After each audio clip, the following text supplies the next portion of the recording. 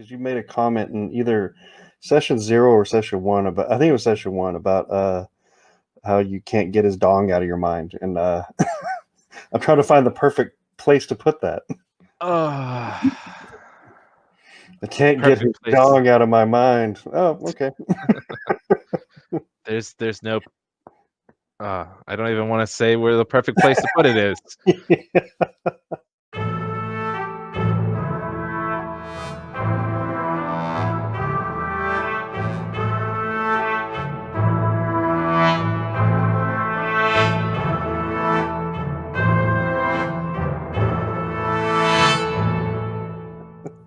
Hey everyone. We're not doing a episode of our campaign Whispers and Echoes tonight. We had the holidays kind of mix things up a little bit, right? And also, well, we attempted to, right, Terry? We got everything going and we got everybody online, and then it was definitely A for effort, and then lost power. So you can't contend with that. What can you do? So episode 2 has just been pushed to next week, so we will be airing it. We're recording it on Wednesday this week, and then we'll air it next Monday, the 11th, at hopefully right around like 7 p.m. Like we try to aim 7 p.m. Pacific time, and continue our story. So we're excited to dive into more of Terry's worlds. And so during this little video, I wanted to just kind of tackle a couple things. Terry, how did you come up with prosperity? It was really a mixture of a lot of things. When I started coming up with the whole thing, it was right around the time start showing some of my colors, but it was right around the time that Trump was elected. So about 4 years ago is when the story started coming out and started kind of play testing it here and there. And as the last 4 years progressed, so I really drew from like the world around me, but also mixing in like things that I grew up loving, like Westerns and all this other kind of stuff, samurai movies, and just like that lawless land and that early, the Wild West, and kind of mixing all that together with like, not political intrigue, but definitely there's strife in the land. Of course, and then just kind of adding all that together in a Forgotten Realm setting. So prosperity itself is an island set in the world of Forgotten Realms, but it's in its own way, its own entity. It's its own thing, cut away from all that. At least for now. Terry, you have a whole clan of your own that you can really play test Dungeons and Dragons with all the time, right? So I do. How far along have you gone with them on this campaign? Bits and pieces, months. So I mean, like I said, the whole thing started about 4 years ago, and then off and on. Oh gosh, probably at least through level 10. Bits and pieces, and of course some of it changes. Some of it, you figure out what works and doesn't work, and what is enjoyable and what's not, and then you fix it. You fix it and you move on. But I think it's a pretty solid thing all the way up until level 10, and then once it gets to that, it kind of it melds into something else. Okay, so you have plans. I mean, maybe like slight plans to move beyond level 10, and we'll see what happens then. So I'm expecting to level up very quickly then. I'm expecting to get all of my superpowers and abilities to be a god in this world. It's something I haven't experienced is getting past level 5. Well, that's too bad. I mean, the funnest part of Dungeons and Dragons, well, not the funnest, but one of the coolest parts is seeing the progression of your character from level 5 to level 10, because that's when all the cool stuff starts getting unlocked. Right. And when like that superhuman starts like emerging. So from like 5 to 10, you're like, it's a whole, you've morphed into like a Megazord, basically. And that's what I've seen on YouTube videos and what I've read about is that your prime is in where you can do the most role play and where you have these new powers that you can really explore and interact with the world differently is at between 5 and 10. Mm-hmm. And after 10, of course, you kind of get even more intricate and you become greater. But the 5 and 10 is like where it's almost like a magic point. What I've been seeing. So yeah, I'd be excited to get to there and really just kind of unravel the capabilities of, for example, my artificer, and really see what I can do with him, and as a half caster, be able to use a lot of the spells, but use a lot of these other really interesting abilities. So this is a new thing for me. I have never played an artificer. So one thing that we do have to show is the new intro to our campaign. Something I've been working on for a month, I guess. I really hope everyone enjoys it. This is just kind of a not sneak peek. It's a full peek of the intro before we actually air it on episode 2. So I hope everyone enjoys it. Here, take a look.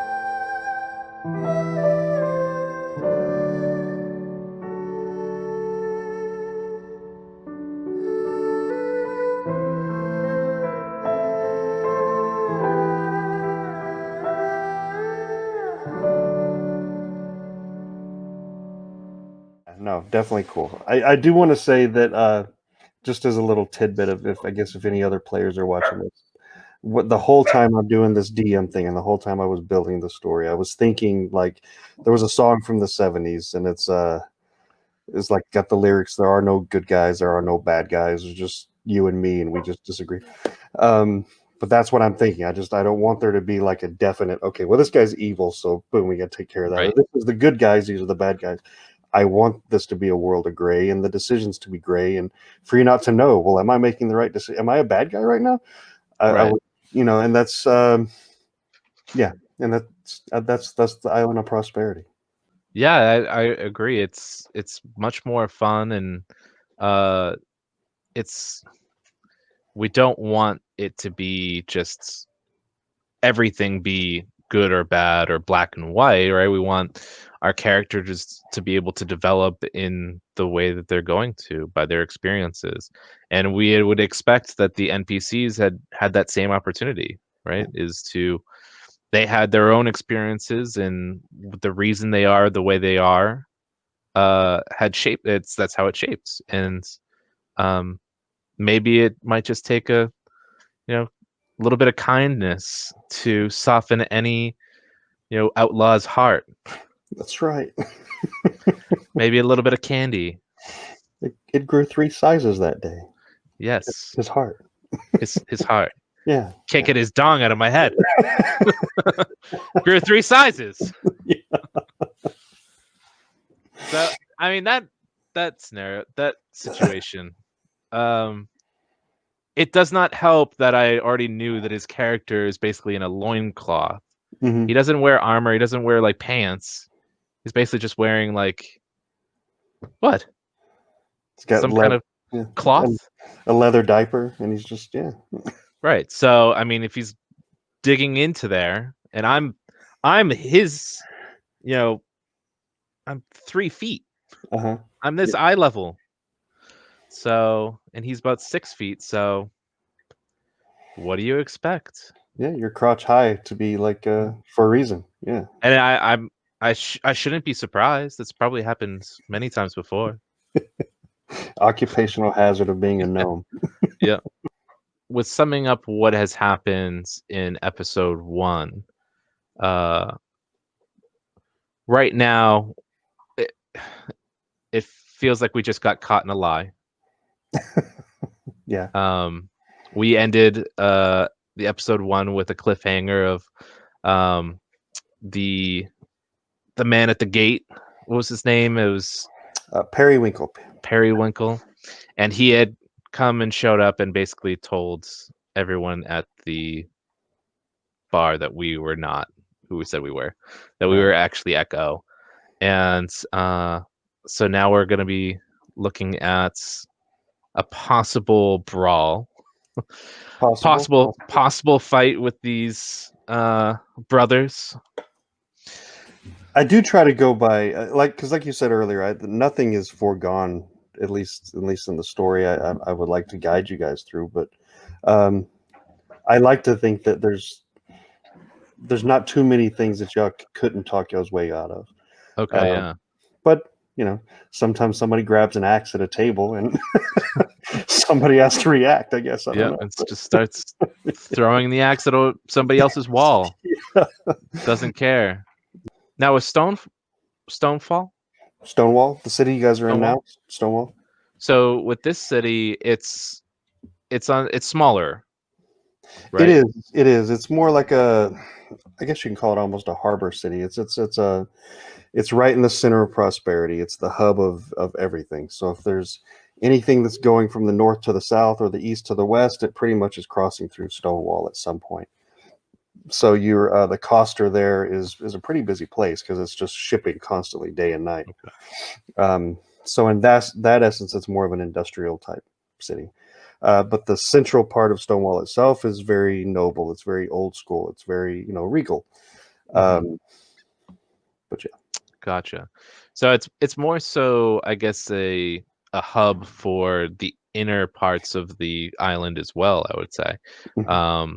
Easiest to get your goods inward to the islands, inside the islands lands, by taking the river in that goes right in between or right in the middle of the whole center. Right. And then early on, I mean, so it's in-game knowledge, but early on it was explained that the grave sea that surrounds the island is pretty treacherous. So even for experienced captains, traveling outside on the borders of the ocean can be dangerous. So if you can travel inside and through the rivers and lakes, then that's the easiest way. Yeah, don't go chasing those rivers and lakes that you're used to. Yeah. Or it's stick truer words. Whatever. What? I don't even know what we were talking about, but I was like, well. Carla was just like, "Oh, what are you doing?" She was judging you from a one-sided conversation. She was. She had no idea what we were talking about, but she heard the stick to the lakes and the rivers you're used to, and it was just, oh, that's over. She's like, cringe. Yeah. She said cringe. Edit out. So now but you're saying so we're basically closed off from the rest of the world. Is there still trading that goes on between the Forbidden Realms and Prosperity? No. I mean, as far as you guys know, the rest of the world doesn't even know you exist, and all that you know of the rest of the world is what history you've gathered. Okay.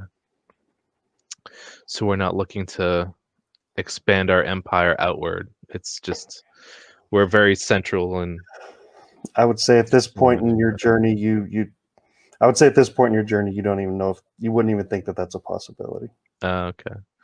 In episode 0, we talked a lot about what our goals were with, or what our favorite things about D&D was, and role playing or combat or what have you. So what, as a DM, what are you trying to get out of this game for your enjoyment? I think for me, it goes back. All right, so I don't know how appropriate this is, but for my kids, like when they started off little, I would tell jokes that were probably way over their head, and just like leave these little breadcrumb bombs, so that when they get older, they understand what my joke was when they were 5. So they like turn 15, like, oh my god, that was an inappropriate joke, but Yeah. I didn't get it at the time. So in the game, I'm hoping that I'm leaving enough breadcrumbs so that when you get to level 5 or 10 or whatever, that these little breadcrumb bombs explode, and Yeah. you're like, oh my god, I remember this from like the early days. He's been talking about this for however long. So that would be my ultimate enjoyment, is that, like, to see it come full circle, like to see that y'all followed the breadcrumbs enough to expose something. And because I try to put a lot of that in there.